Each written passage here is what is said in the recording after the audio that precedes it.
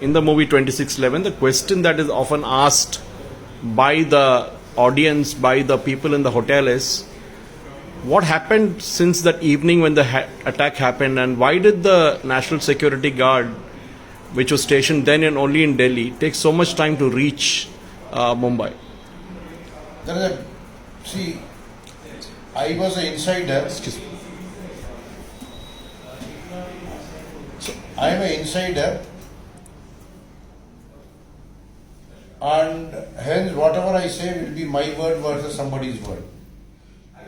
So before I start what really happened, I would suggest people to access Sandeep Unnithan, a journalist who had perfectly documented what happened and how the energy was available for departure from midnight onwards after the deployment had been ordered and they had been transported. So they were in Manesar, and from Manesar they had been brought into technical area of Palam Airport by around midnight. But they reached Mumbai only by about 5 in the morning. The reason is, number one, the Honourable Minister, the then Honourable Minister in charge, Mr. Shivraj Patil, said, I will accompany the energy team. Why? Why does a minister need to accompany? That is for the minister to answer. And number two is, he took 2 hours. We kept on asking him that the energy team is waiting. Please sir, and he could only at 2 o'clock respond. We had asked him proposed him other alternative proposals like withdrawing local available resources and deploying them as an interim measure. Even for that he did not consent. Mind you, the other decision makers in the Home Ministry were in Pakistan at that time. It's all documented. They had gone for the Home Secretary level talks. So I could not take. So you mean the CRPF, which was stationed in central units there, the CISF at the airport, CRPF, they're all trained. Have been deployed as an interim measure, and CISF, mind you, is the expert in vital installation security. So they could have handled the 2 hotels and CST attack in a very, very positive way. They could have mitigated a lot of damage. The number of people killed could have been far less. They could have taken control of the situation. Having said that, since the energy has been, even till date, I have to flag one thing, even till date there is no official order which says that in case of that, as an interim measure, these type of locally available resources can be deployed. There is no order to that, but notwithstanding that, the minister has full powers, the secretary has full powers. So he reached the airport at what time? It was around 2:20 he reached the airport. Shivraj Patil. And for more than 2 hours, the NSC boys were waiting in the aircraft, and in a cold night, waiting in the aircraft and sitting in a position. So you were at the control room in the Ministry of Home Affairs? No, I was at control. See, I want to flag one more thing about it. NSG's core competence is about agility. If before going on a ops, if you are asked to wait in the aircraft, in an ideal aircraft for 2 hours, it stiffens their movement, their limbs and all that. So that agility can also be a little impaired. That is a different matter. Even after landing in Mumbai, Shivraj Patil expected proper official protocol which further delayed the NSG by another half an hour. So that is the reason it took almost 3 hours. Even what would have been a 2-hour flight from Delhi to Mumbai took almost something like 5 hours. 5 hours, and that is the reason and this was a war. So every minute we were ceding to the terrorists.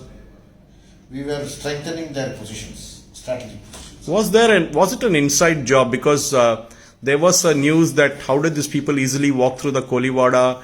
How did they get a taxi so easily in an area where you hardly get taxis?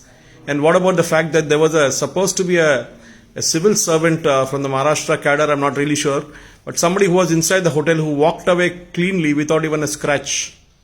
I have already come out on public and said that 2611 was a fixed match between ISI and local Congress government in power. Having said that, about the civil servant, she was not an ordinary civil servant. Chitkala Joshi was Additional Chief Secretary Home, Government of Maharashtra. All the inputs after the Chief Secretary's table would land in her table by virtue of her domain area. So it is simply not acceptable that she was not aware of it. She was very much aware of the possibilities of attack, a vital installation located in coastal areas, etc. So there is no question of her being oblivious of the information. She had the intelligence inputs right after the chief secretary level, she would have it on her table. So to that extent, it can be very safely concluded that she had the information. What was she doing? Her presence in the She was in the Hotel- Taj. She was in Hotel Taj.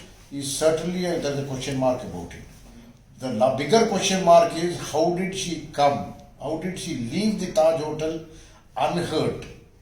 Is the bigger question mark. So these are all questions which the nation begs for an answer. It has not come the last 11 years. So suppose Kasab was not captured.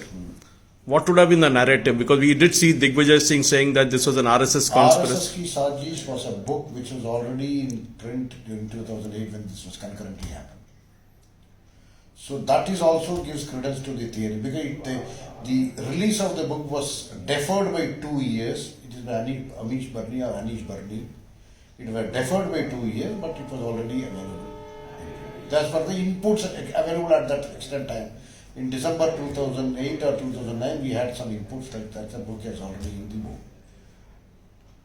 The new minister who had taken over after the 26/11 attack was also aware of the availability of the book.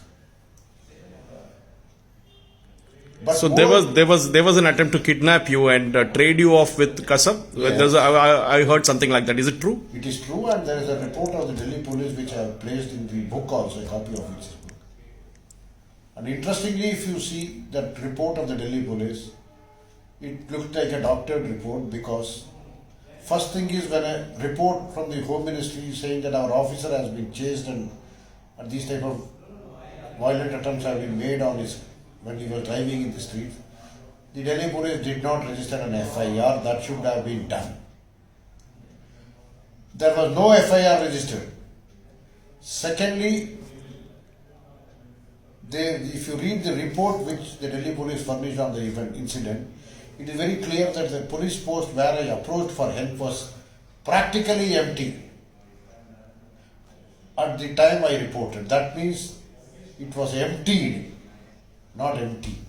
And you don't leave a police post empty because it could be very vital witnesses, vital under trials, or maybe. So in a sense, if you look back right now and say, do you feel there should be an inquiry into the entire thing by somebody at a very senior level, at a bureaucratic, maybe a judicial level into 2611? A retired judge certainly, or a judicial level inquiry, she is certainly required to get much more because Ajmal Kasab has been hanged and he was caught alive, he has been hanged.